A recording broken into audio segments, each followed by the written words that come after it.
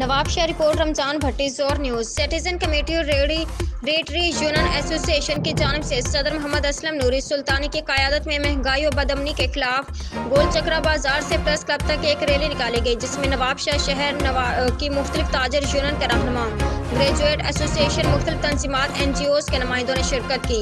Rally में Nawab Shah citizen committee के general secretary Mohammad Ali Abbasi, advocate नायब सदर नकाश राजपूत, अक़लीती अमूर के चेयरमैन लाल चंद लोहानू, टेलर एसोसिएशन के रहनुमा सऊद अराई, गौस बख्श अंसारी, रेटरी यूनियन एसोसिएशन के जनरल सेक्रेटरी मोहम्मद अफजल अराई, अबू आमिर लाखो, मलिक मोहम्मद असलम, सैयद रेहान ज़ेदी, वसीम असलम अराई, अंजुमन तलबा इस्लाम के नाजिम फैजान असलम अराई व दीगर शख्सियात ने अपने ख्यालात का इजहार किया।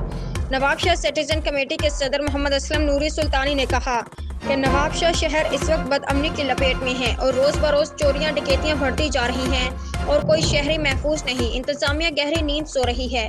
उन्होंने कहा कि महंगाई की बढ़ती हुई सूरत हाल ने आवाम का जीना दोभर कर दिया। गरीब के लिए आटा भी महंगा हो गया और इस वक्त हर चीज़ आवाम की दस्तरस से बाहर है। उन्होंने कहा कि सेफ सिटी के दावेदार नवाब शाह शहर को ना क्राइम से रोक सके और ना ही महंगाई से।